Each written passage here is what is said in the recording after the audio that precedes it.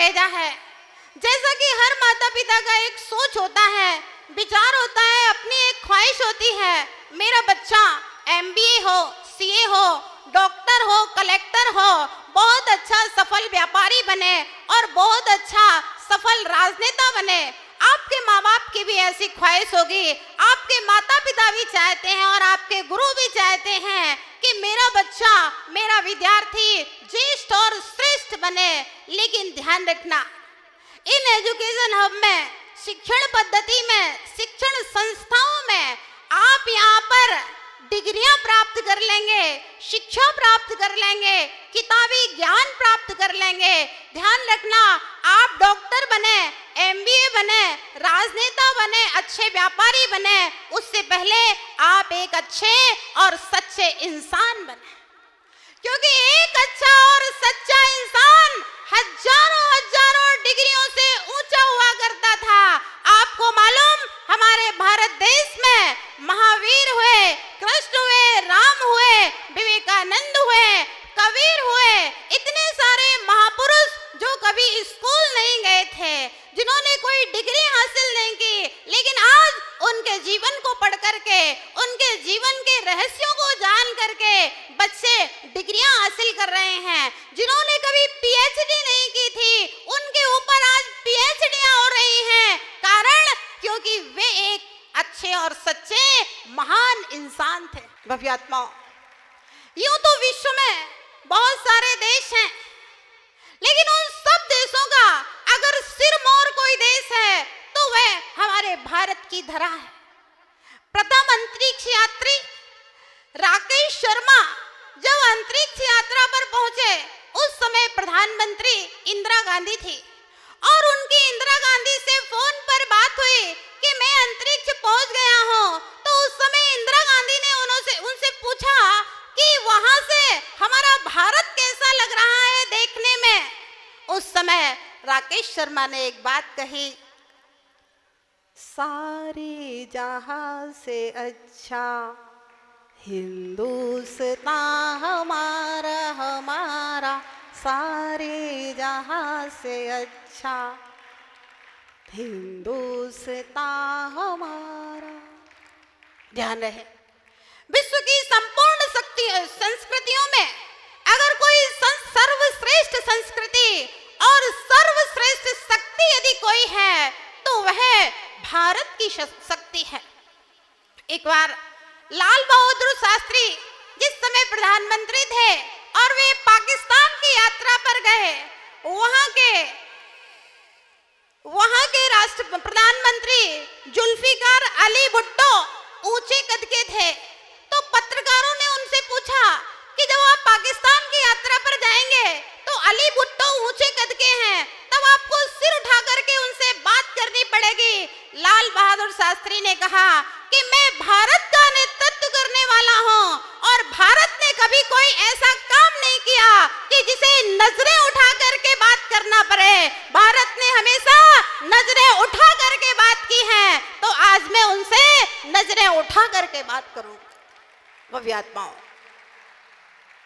बच्चों, हम उस भारत की संस्कृति की बात करते हैं, हम अपने देश की संस्कृति की बात करते हैं, क्योंकि आप भारत के भविष्य हो, आप भारत के भाग्य विधाता हो। क्योंकि आज का बच्चा कल का नागरिक हुआ करता है और हर नागरिक भारत का एक हिस्सा हुआ करता है।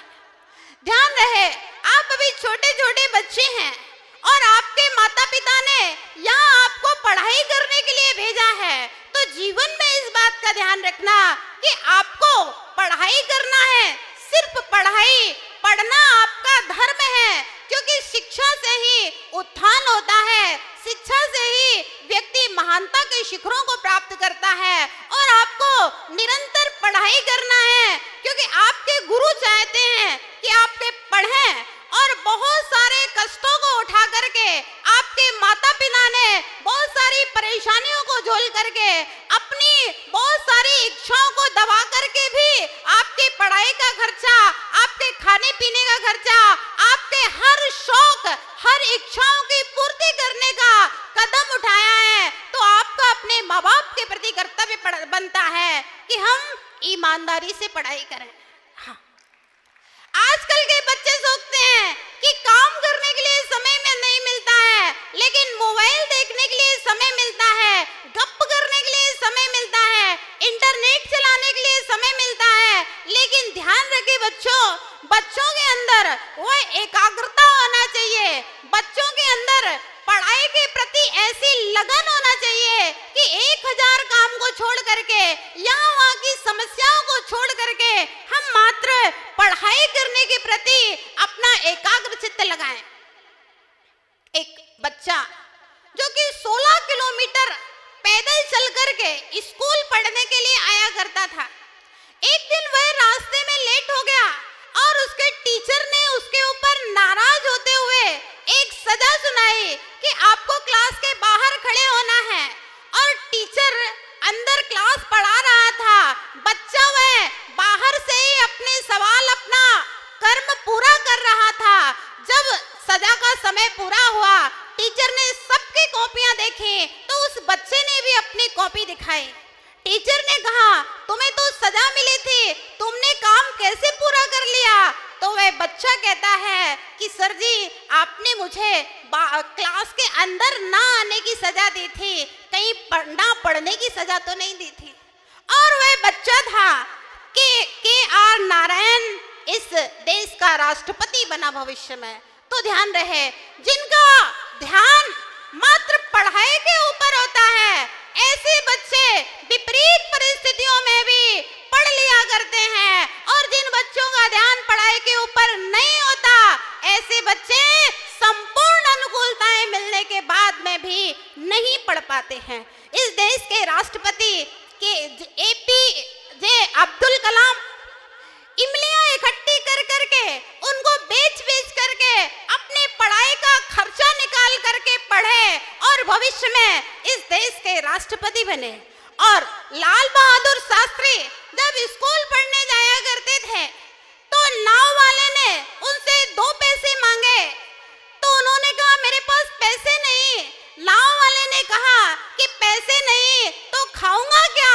लाल बहादुर शास्त्री कहते हैं मेरे पास 2 ही पैसे हैं, अगर तुम्हें दे दूंगा तो मेरे सामने भी यही सवाल है कि खाऊंगा क्या?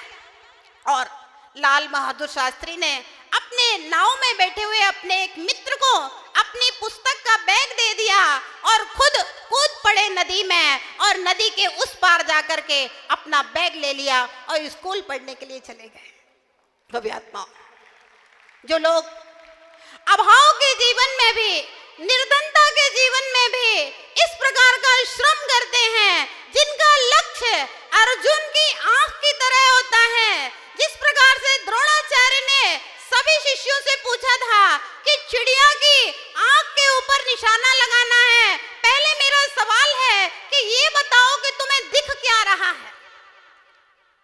अर्जुन के सब साथियों ने कहा था कि मुझे नीला आकाश दिख रहा है, मुझे वृक्ष दिख रहा है, पत्तियां दिख रही हैं, बहुत सारे पक्षी दिख रहे हैं। लेकिन अर्जुन से जब द्रोणाचार्य ने पूछा कि अर्जुन चिड़िया की आंख पे निशान लगाना है, बताओ तुम्हें क्या दिख रहा है? अर्जुन ने निशाना साधते हुए कहा कि गुरुदेव मुझे सिर्फ चिड़िया की आंख दिख रही है। तो द्रोणाचार्य ने कहा अब निशाना लगाओ, अब तुम निशाना लगाने में सफल हो जाओगे। और अर्जुन ने निशाना लगाया, ठीक निशाना चिड़िया की आंख पर गया।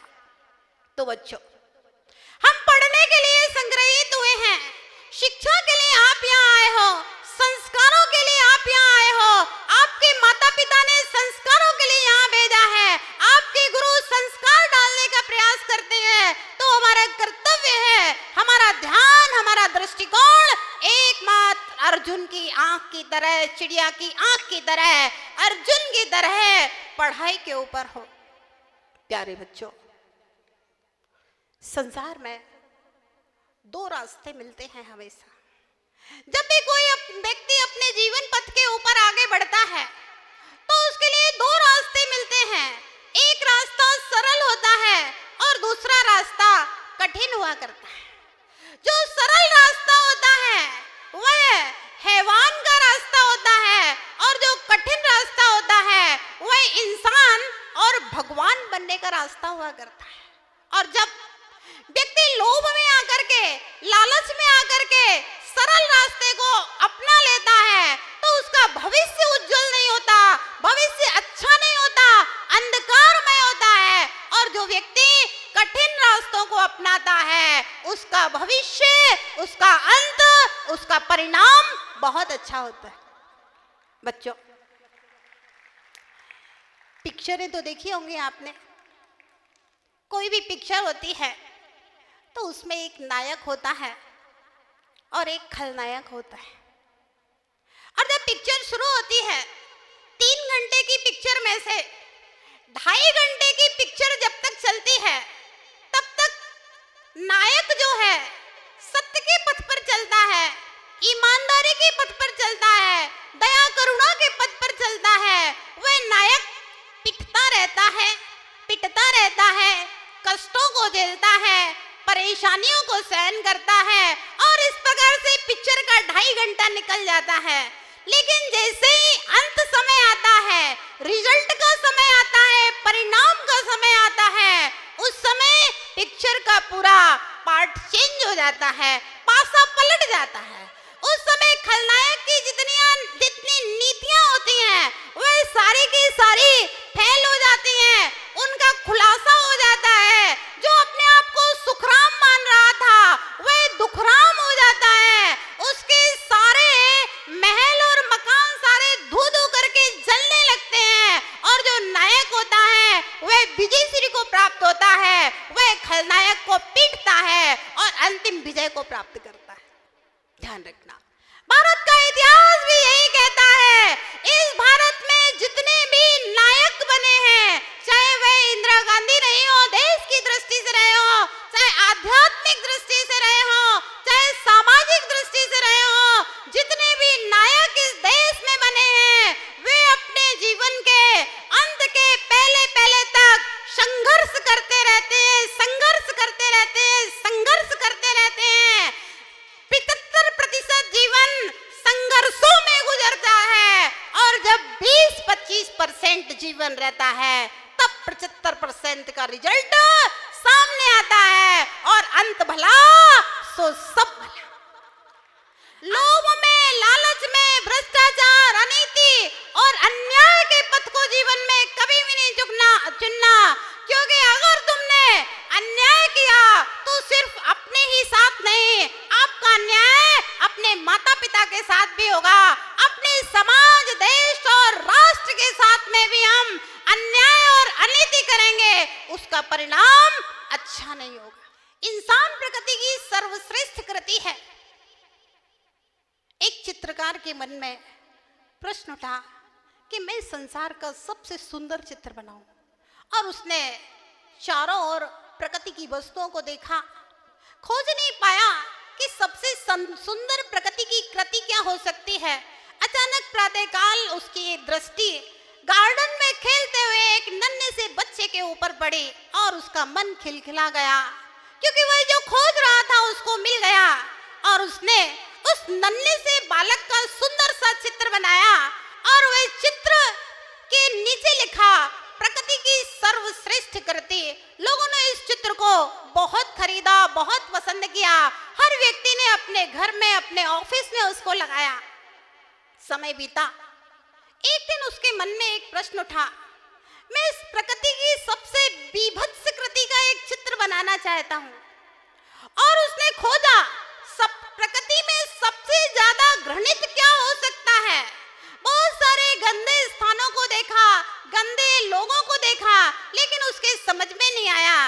एक दिन एक जेल में एक बहुत बड़ा क्राइम अपराधी था, हत्यारा था, उसके ऊपर उसकी दृष्टि पड़ी और उसने उसका चित्र बनाया और अखबार में दोनों चित्रों को एक साथ निकाला, प्रकृति की सबसे सुंदर कृति और प्रकृति की सबसे बीभत्स कृति। वह अखबार उसी अपराधी के पास पहुंचता है। जैसे ही वह अखबार को देखता है उसकी आंखों से अश्रु की धारा बहने लगती है, निरंतर आंखों से आंसू बहने लगे। लोग देख रहे हैं इतना क्रूर अपराधी जिसकी आंख में कभी आंसू नहीं देखे, गुस्से के अलावा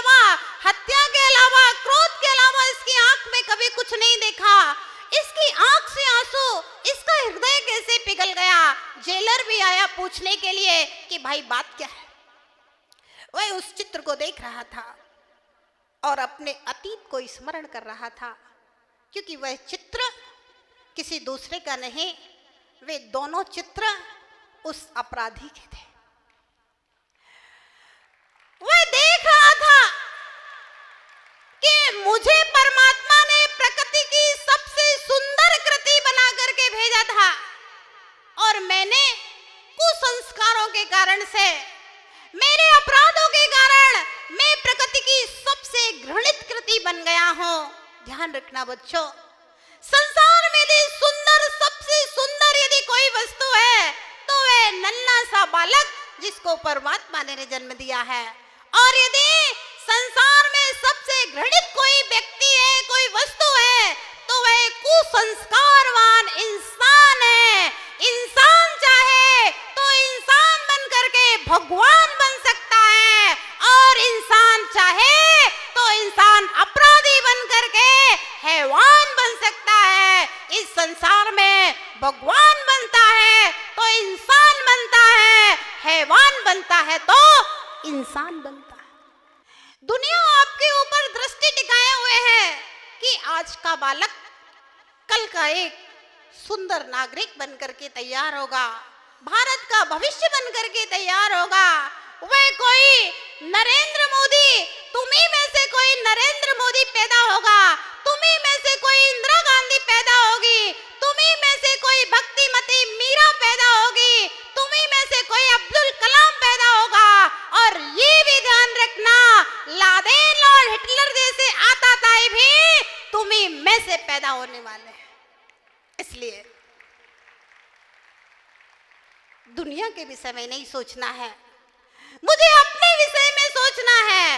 हर बच्चे के मन में ये संकल्प होना चाहिए, मैं इस देश का नागरिक जीवन में कभी कोई ऐसा काम नहीं करूंगा जिससे मेरे माँ बाप को नीचा देखना पड़े, जिससे मेरे गुरु को नीचा देखना पड़े, जिससे मेरे देश को नीचा देखना पड़े, जिससे मेरी समाज को नीचा करे। मैं अपने जीवन में हमेशा श्रेष्ठ कर्म करूंगा, चाहे सफलता मिले अथवा ना मिले, इंसान को हमेशा अच्छे कर्म करना चाहिए।